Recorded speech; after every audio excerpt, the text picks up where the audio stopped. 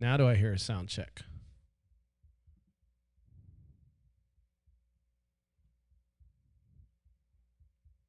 Do I hear a sound check now?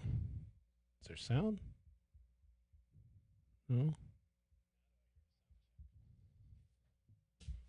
All right. There's sound. All right. Reasonable. Cool.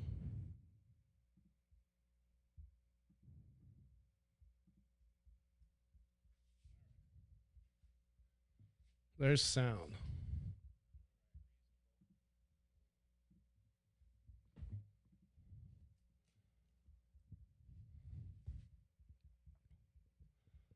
I'm not sure my smashing the party's working.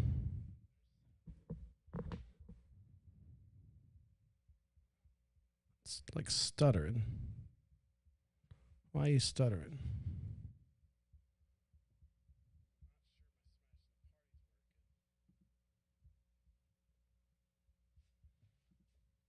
So,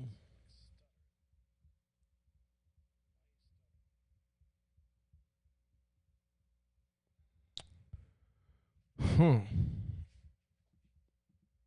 right, there's sound there. 2253.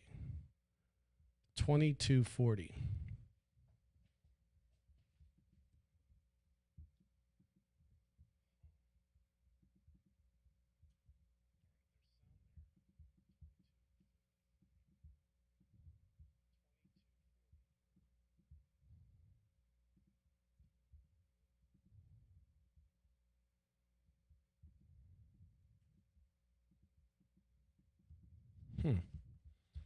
That one's not. All right, there we go.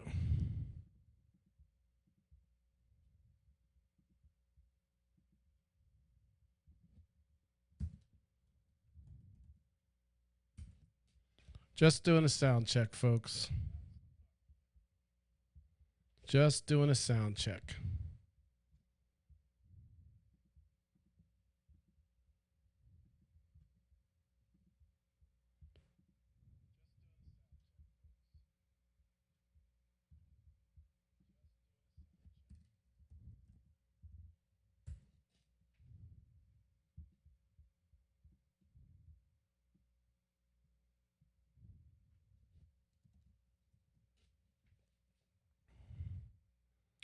Sound check.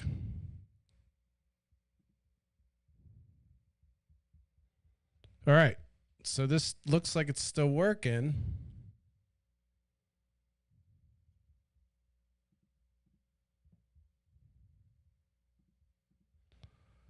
$21.03.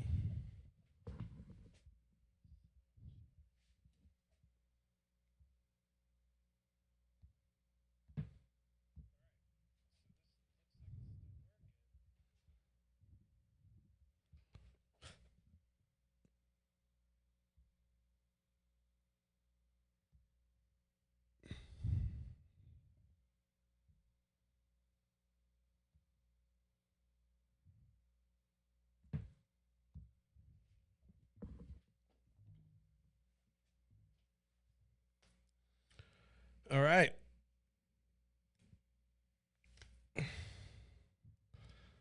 All right. I feel good tonight, folks. I feel good. We're going to go on early because we got sound and we're not going to waste this time. Thanks for joining in.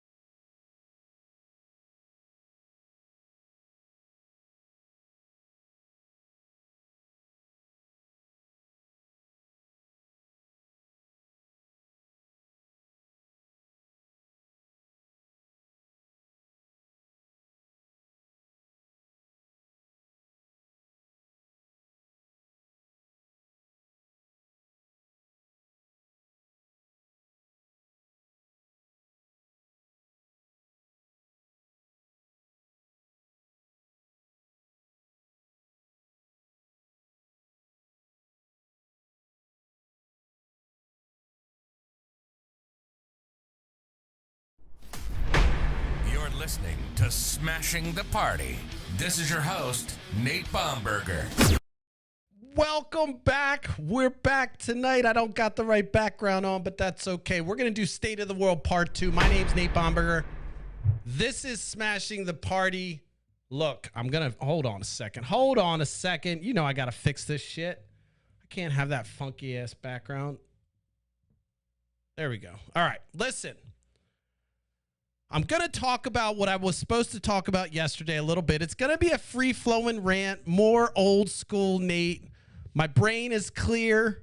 My tinnitus has subsided, and I finally have some peace going on up here in my moneymaker. So I want to just follow up with yesterday. I ended up being a little bit angry yesterday. I know. Look, when I start talking about cops and shit, I get infuriated.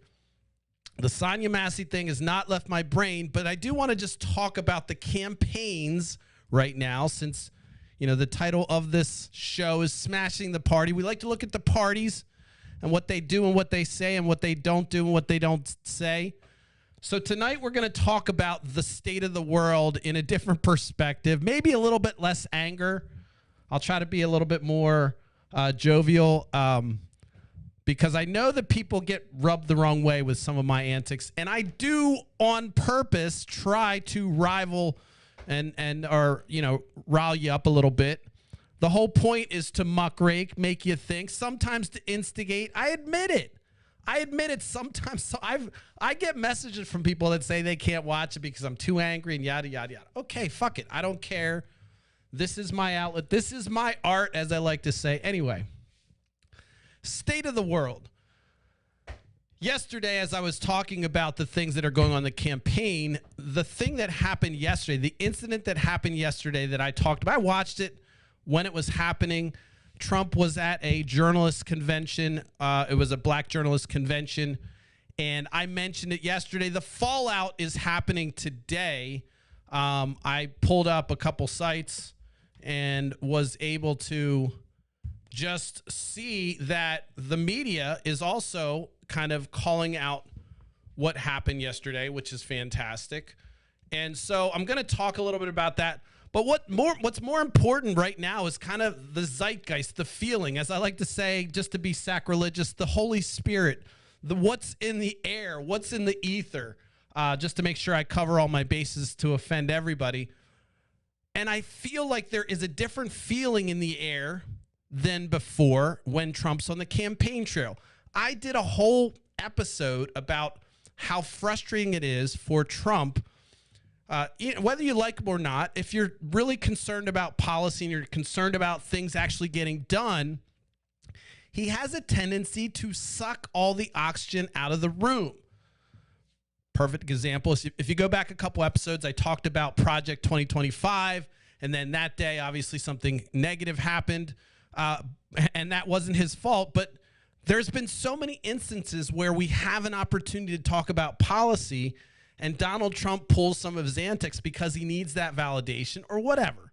Again, for whatever reason, he's just gifted at consuming everyone's attention, and that's part of his allure, I guess, for media.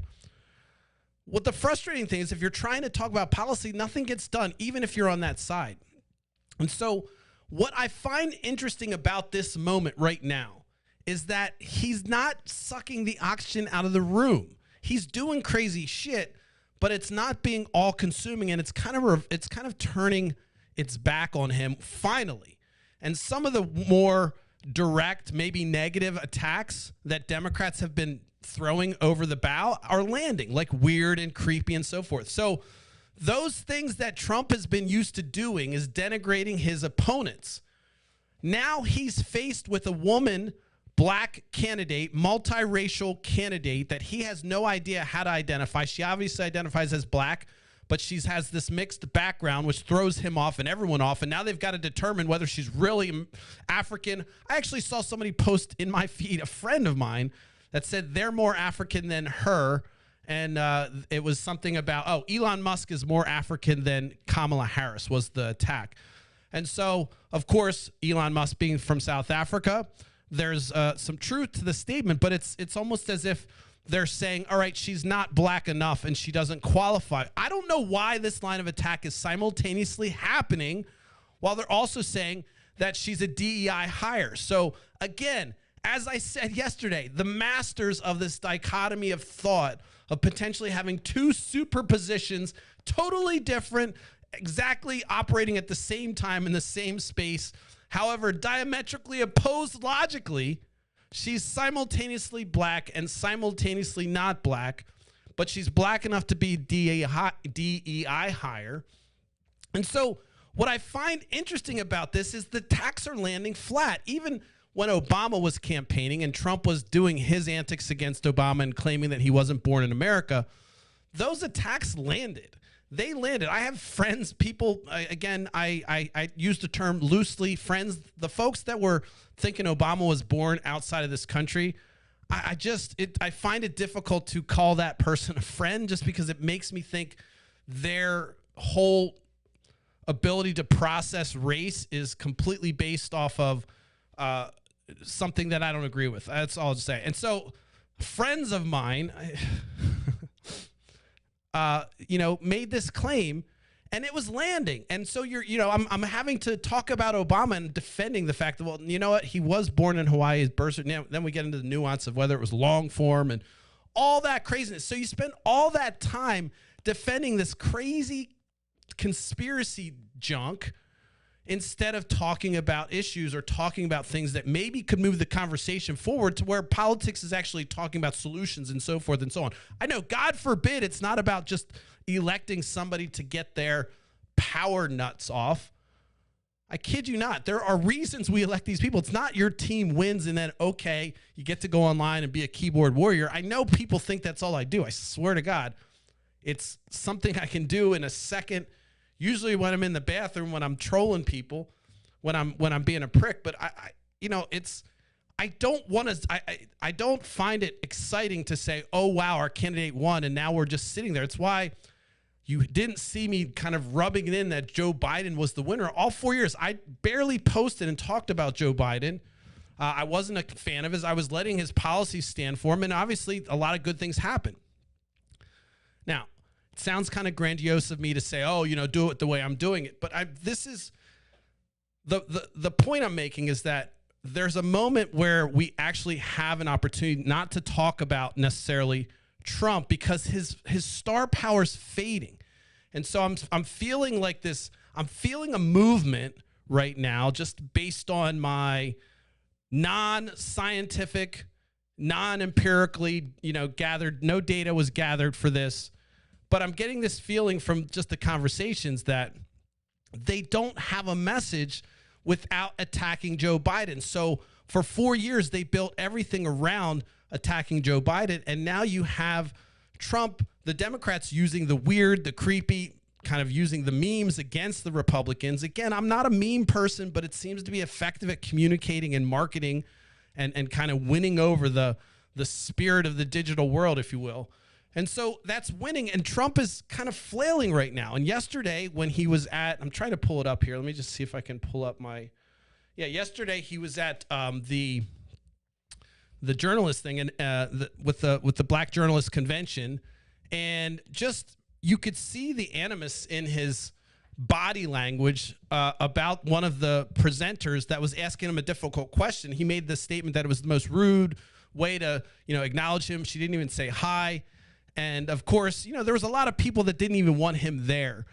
He deflected, made excuses, but it looked really bad. And so normally that would be something that would consume everything and Trump would somehow come out on top and Republicans would rally around him. However, what you're seeing right now is Republicans ducking and dodging, as this headline says from HuffPost. You can disregard HuffPost as a liberal rag if you're one of my conservative viewers.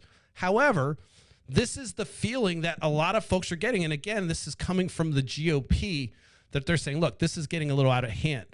So for me, the state of the world right now is an interesting point where we actually can talk about things other than Donald Trump. We can put him in the weird category. I mean, we're still talking about him, right?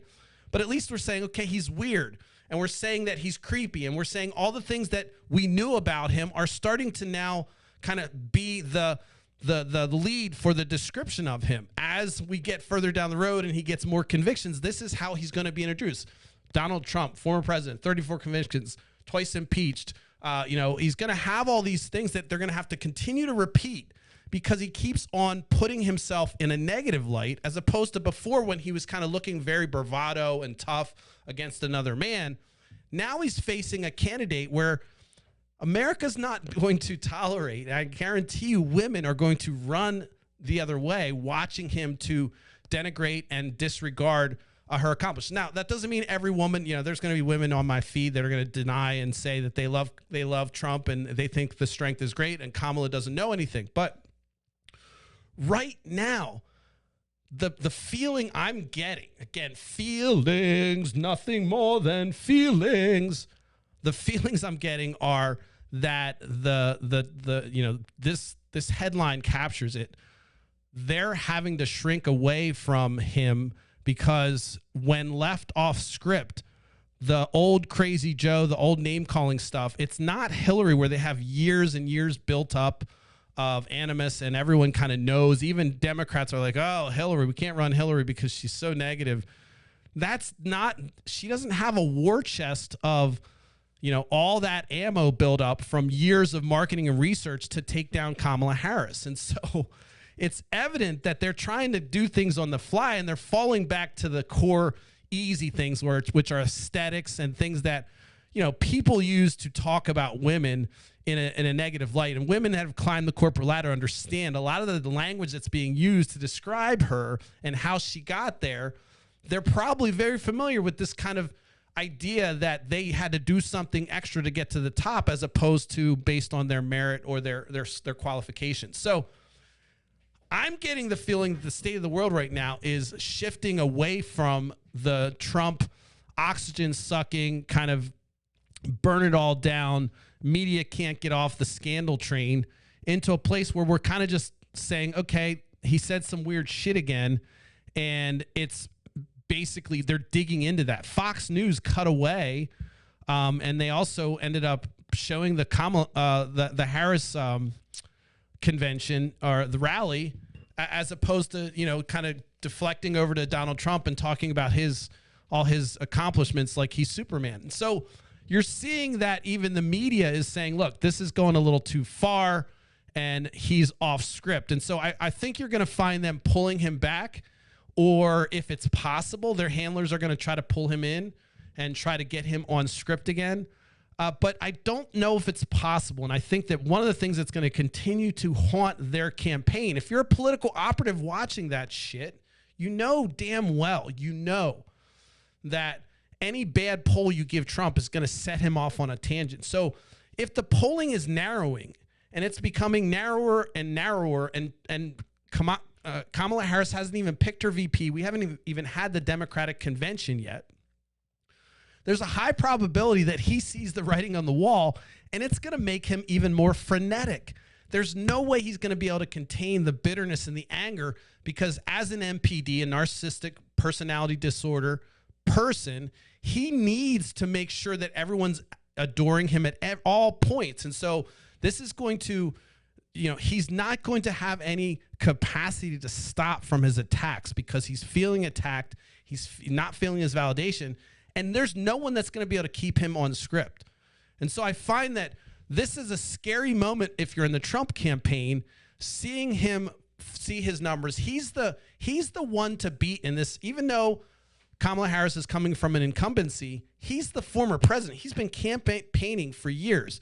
He's got Joe Biden. Joe Biden had to step out. It's Donald Trump's election to lose. And I know Democrats might not like me saying that, but so him riding around being able to beat up Joe Biden felt good, and now he's going to have to figure something out about Kamala Harris, and they haven't figured out how to attack her and land something. The know-nothing bullshit is crazy because simultaneously while she's doing nothing, she's also in charge of the border czar. So again, they're saying she hasn't done anything, but she's also in charge of the border. The border czar is the big thing inside their bubble. What they don't understand is that doesn't resonate with everyone else. The border craze does not resonate with a lot of Americans, specifically ones that don't live near the border. And so I guess Texas and those states along that border are going to be, where all the red meat's gathering. But I'm telling you, and there's going to be people on here that are going to be Republicans saying, no, Nate, it's the biggest thing. It's crazy. It's because the bubble that you're in is telling you that. What they don't kind of go deep enough to think about is that the reason there are any issues with the border is that the border bill that was supposed to be passed was sabotaged by Donald Trump. So it's almost as if they created a political problem that actually causes issues in the real world to support their political narrative down the road.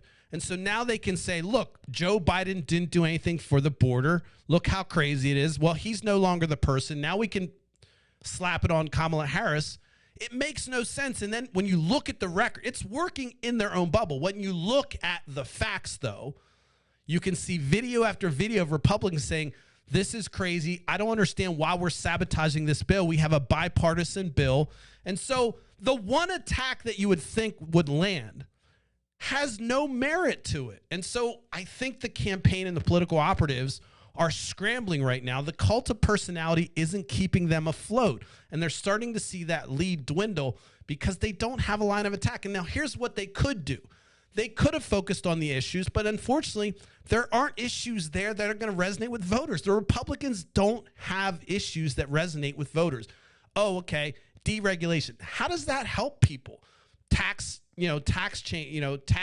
breaks. It never helps us when they do tax breaks on the top class. They're always going to them.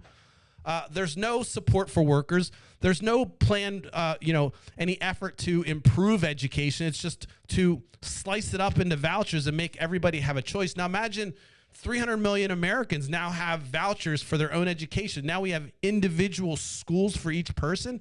Now, in a virtual world, that's a plausible scenario where you could have individual schooling and an agenda for each student. But the way they're doing this right now is I can't think of any policies that are not based on some religious affinity that focuses on a specific group of people, their beliefs.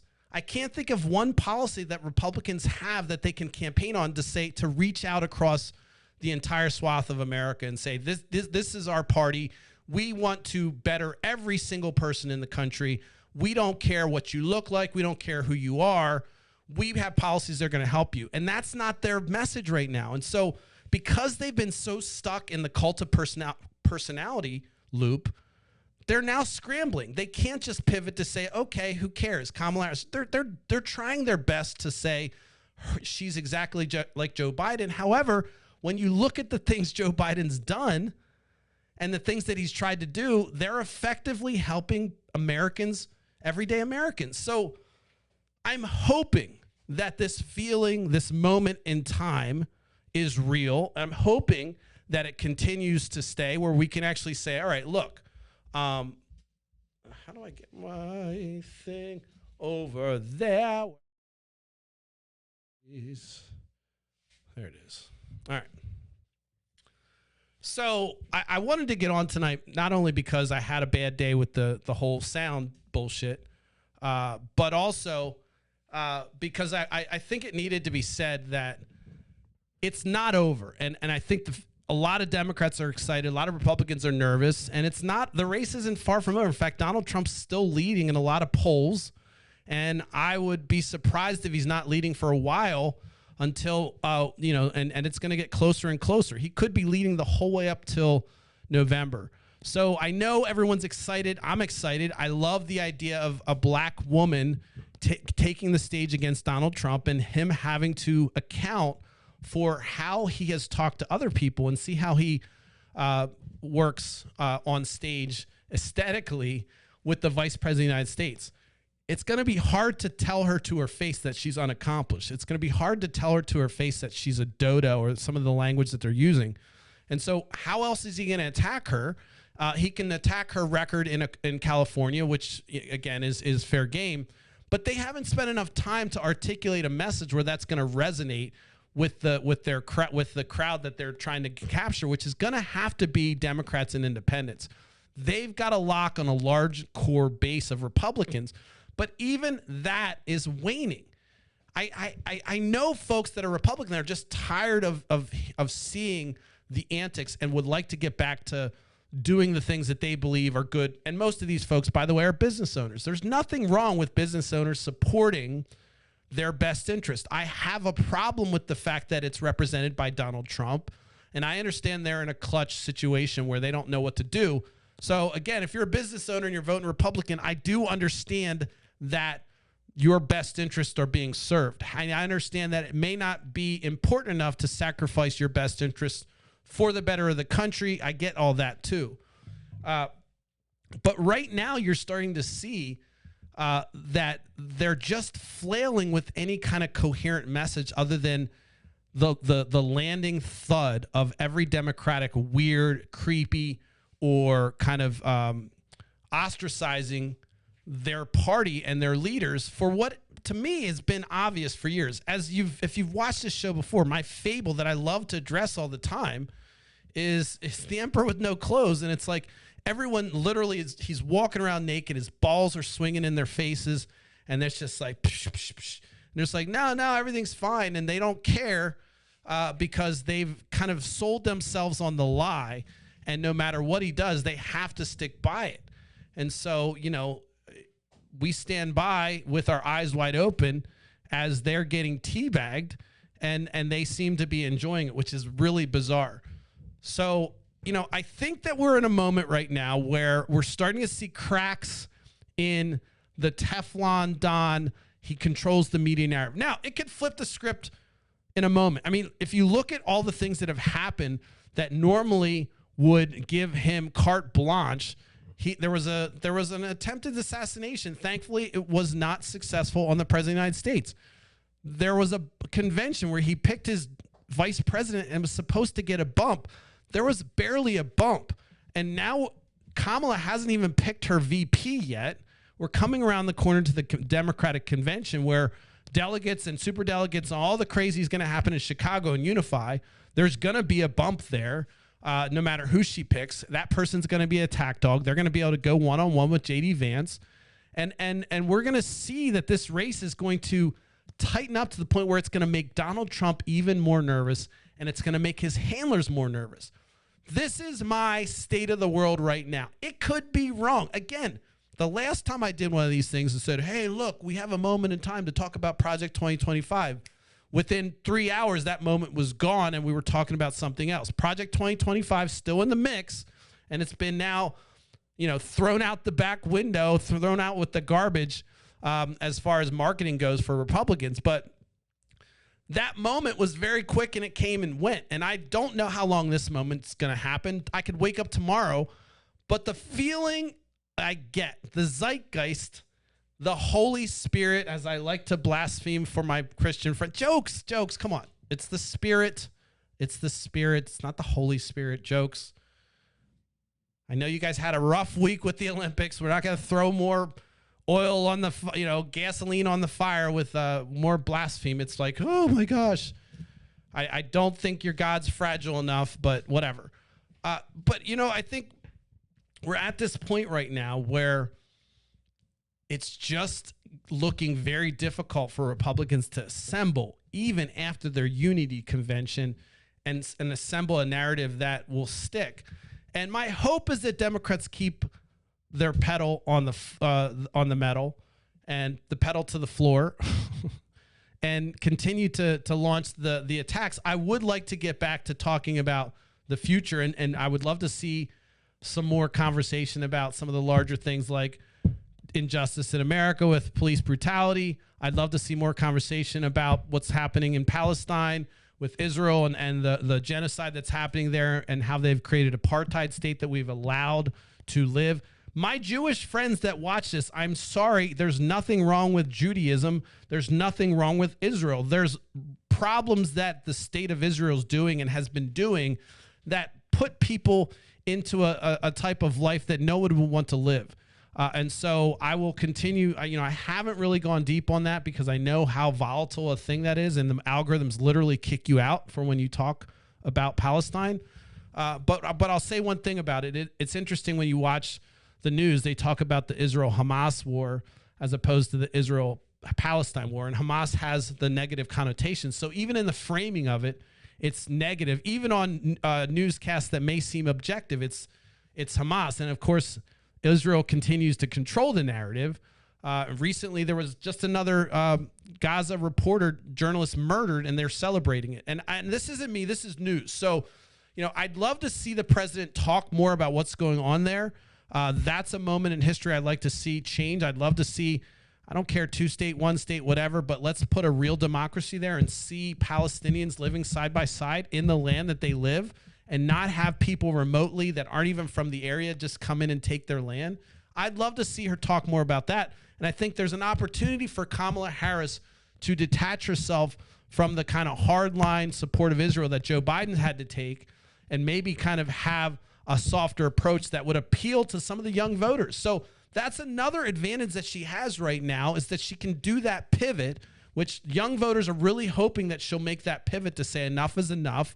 We're going to stand with Palestine, and we're going to not continue to support this unjust war and this genocide of people, and watch as the world watches this population shrink in their cages, and we continue to act as if Israel is not an apartheid state.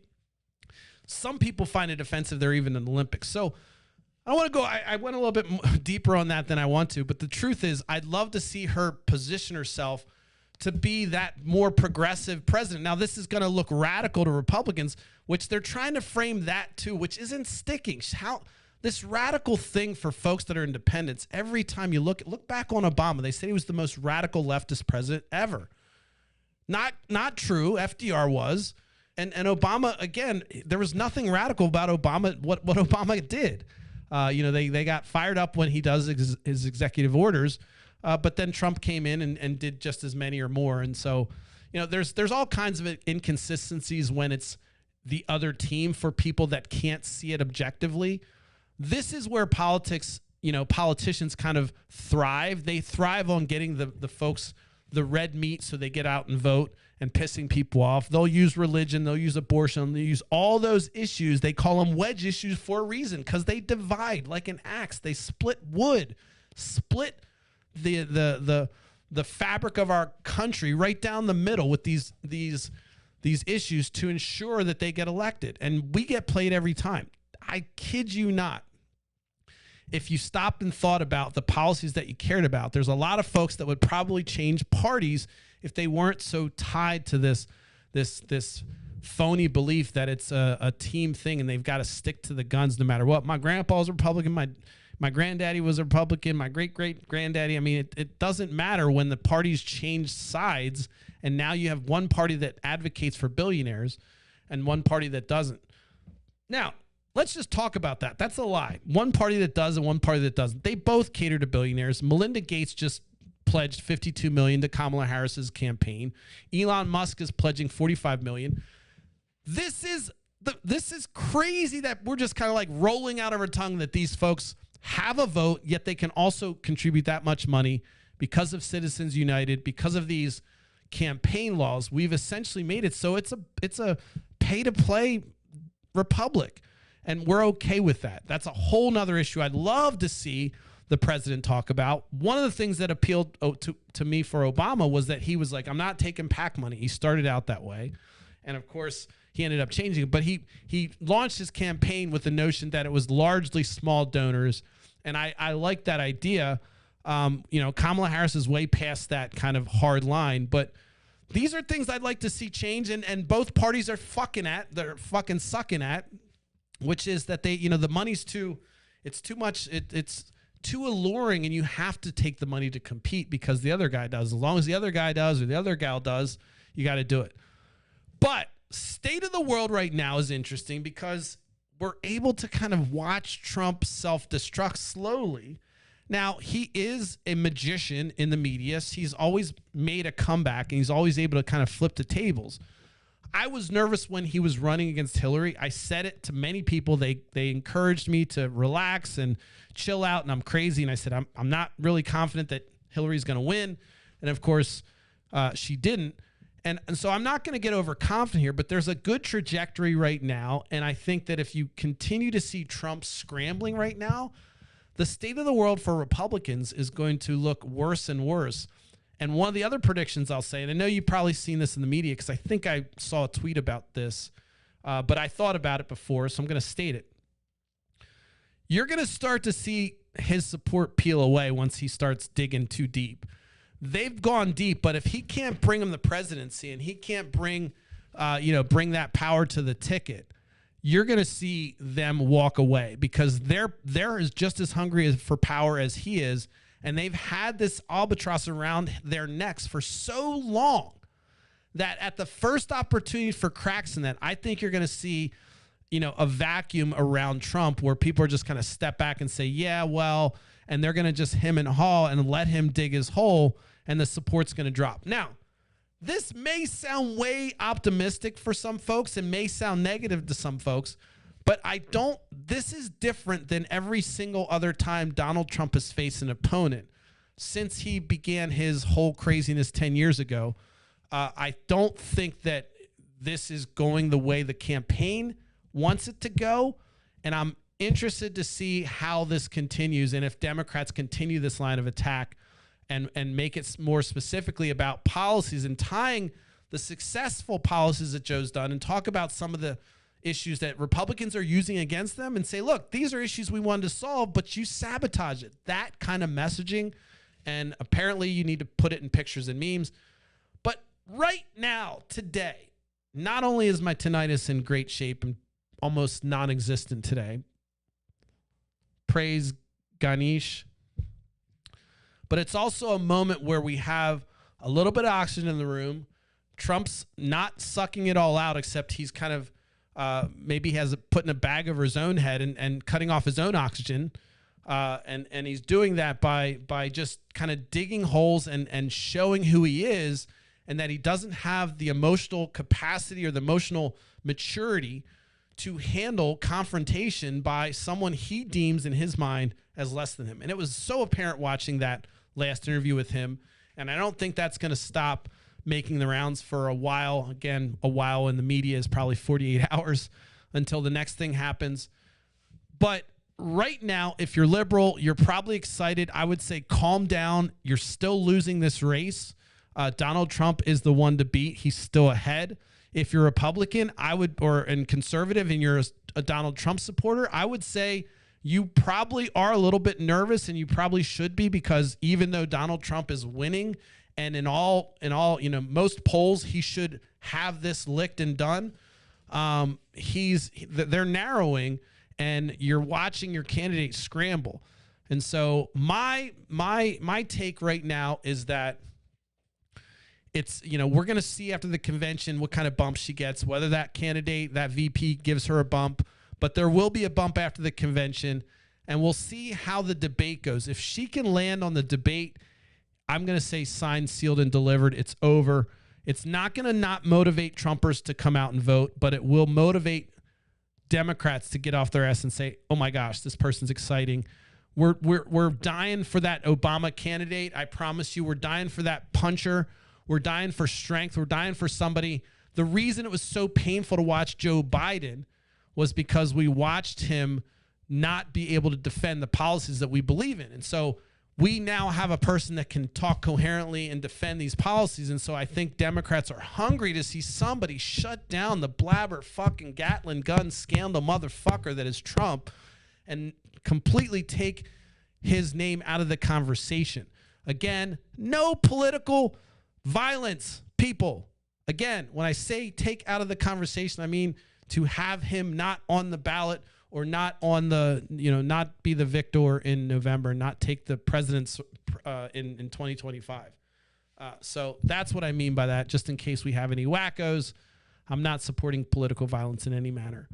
Although I've said political violence against property depends on the need and how much damage. There you go. There's a soundbite for you. No, I'm kidding. No political violence. Property's bad too. Anyway, so I don't know. Let me know what you think. I don't know if you guys left comments. Hopefully you guys can hear it. Like I said, one of the things I'm really excited about is that I'm feeling great. These last couple weeks have been scarier than hell. I kind of turn into a recluse when I get sick and I'm not very good. Anxiety pops in, depression, fatal thoughts, not suicidal thoughts, but like, oh my gosh, what have I done with my life? So it's an eye opener. I kid you not. I go through these flashes of like, okay, what happens if this is like the worst thing in the world, and what can I do? Have I done anything?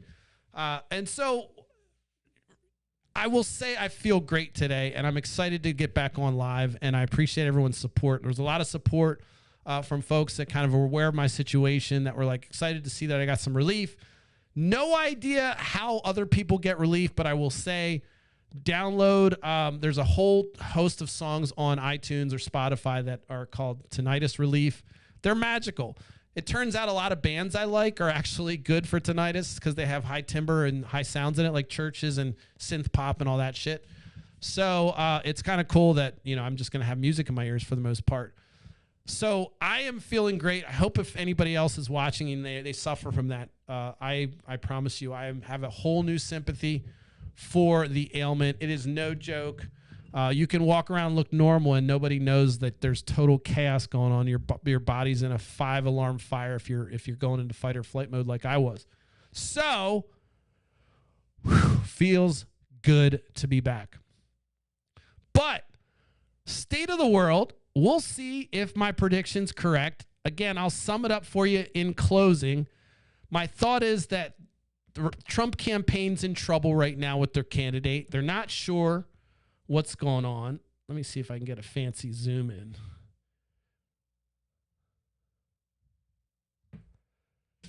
There we go.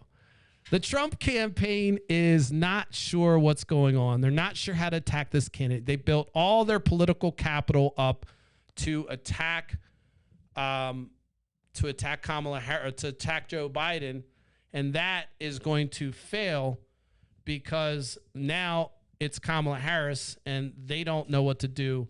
And so my thought is that they are going to be in a situation with a continued candidate that's finding out the polls are closing, more frenetic, more out of control, more attacks, and it's going to look worse and worse for Trump unless he can get it together, look presidential. We know that's nearly impossible.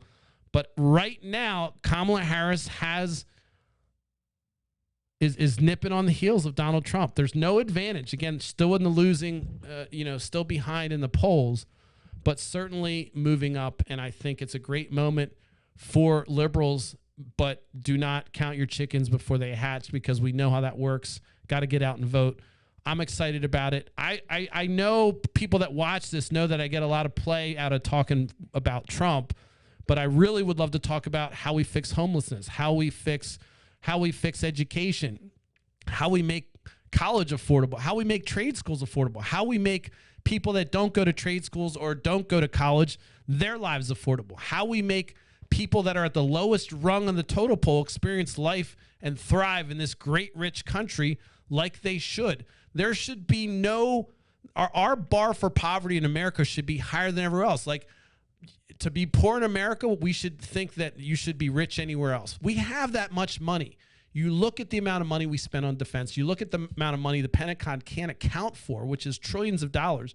This is the amount of money that we could easily solve many, many social problems and have no change in the quality of life for the folks that are bitching about it, and improve the quality of life for folks that have no quality of life.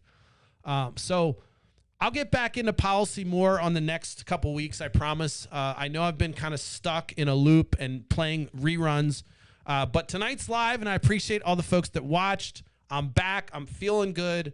Let's continue the momentum. If you're on the Republican side, I really hope that your party is able to do what the Democrats have done and replace Donald Trump with somebody that's not an authoritarian, that's not a NPD, which is narcissistic personality disorder. It's easy to look up and figure out what qualifies for that. Very easy diagnosis. If the person hits all the metrics, you can call it what you see it. So I'd love to see Republicans do what Democrats did and have him bow out. That won't happen, but it would certainly show that they actually care about the country, as opposed to uplifting the cult of personality and continuing down this Donald Trump filleting this whole weird cowardice bullshit that they're all pulling.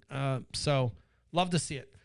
Last but not least, thanks again, everybody. I know I talked to some folks today that said they watched me on YouTube. I still am blown away because I only have 60 fucking followers on YouTube. So all these people tell me they watch me on YouTube, and I only have a couple subscribers. So I don't know how it works, but I'm happy with it. Thank you for watching. We're going to eventually just go to YouTube just because Facebook's created a lot of problems for hacking, spam. I've seen probably 10 friends today get hacked on Facebook. And these people run businesses and so forth. So to me, Facebook is more of a marketing, pure marketing thing and not much of a social aspect. And so I don't know if I necessarily want to continue to stream on it, even though I have great numbers there. It's just becoming more and more of a place that's not fun to hang out when you're talking politics. And I know I add to that, by the way. I'm kind of adding to the steam in the room and the heat in the room when I'm talking about it. But for what it's worth, that's the plan. Again, once we're feeling better now, so I'm hoping to get some of this stuff done this week with the blog and all the things I've been saying I've been doing. I literally was fucking knocked out. I mean, not knocked out as in sleeping, but a zombie, just wondering what the fuck's going on in my head with this ringing. And it was terrifying. It was absolutely terrifying and debilitating. And so I will say, to be back is so good. I'm thankful for every single moment of silence that I have for the rest of my life. And I will also want to make sure that I can continue to do the things that I want to do while I'm able to do it. It really kind of woke me up to something that happened in my family when my dad was about ready to retire. He ended up getting a diagnosis for Parkinson's, and then it kind of derailed all the things he wanted to do. And so when you have an ailment that kind of changes your whole perspective like that, again, you can laugh and joke and say, it's not cancer, it's not liver, it's tinnitus, but my brain is how I make money. And so not having full brain function or the ability to focus, which is already a struggle for me naturally, without some of the additional help that I have, it was very scary. But it woke me up to say, look, dude, you had fun, you fucked around, you did a lot of shit. But what do you want to do here and where do you want to go? So I hope to continue to have good health. I hope to continue to deliver and raise the bar. I haven't done a lot on this show to raise my bar with fancy, some fancy graphics and everything else, but there's interviews and all kinds of shit that I can do to open this up. I love my rant. It's for my mental health, but people want to see me talking to other people. I get it. I'll do it eventually, somehow, someday, maybe. But in the meantime, I'm just happy to be back, and I'm happy to have the support and love. Facebook numbers are crazy. Right now, Smashing the Party has more reach than it did before. So it's about 125,000 a month with all my profiles. And that's no pay. That's no pay. And so you look at the views, you're like, wait, I don't see a lot of views on that. Or you may not see a lot of likes, but I don't understand it either. But the numbers show that my reach is far. Now, when you look at the 3-second watches, they're up 1,000%. All these little things that you can use to measure.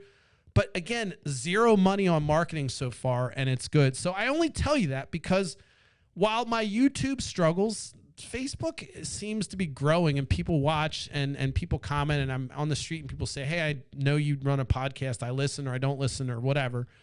So I know that I'm getting in front of folks. But I, in order to kind of get an engine behind this where I can actually hire people to do things and kind of make a whole platform, like a real one, not just me, we need to get on YouTube and grow those numbers. So we've got a 5-year plan, folks. In the meantime, I appreciate the support, appreciate the love. Hopefully y'all heard it tonight. Apologies with the technical difficulties, but it's good to be back. Feeling great. I'll see you guys on Monday. I may or may not do something this weekend. I have a couple interviews queued up that I've just been postponing because of my health, and also some other issues. So we'll see what's going on. But After Hours isn't dead either. Thanks for checking in. All those folks that sent me messages of support. Jason, Tom, Aaron, Dave, everybody else, and I can't think of all the names, but I loved it. Thank you so much. And I'm back. I'm fucking back. I feel great. So keep your eye on the ball. Dig in. Don't believe everything you read on the internet, and stay safe out there. All right. Peace.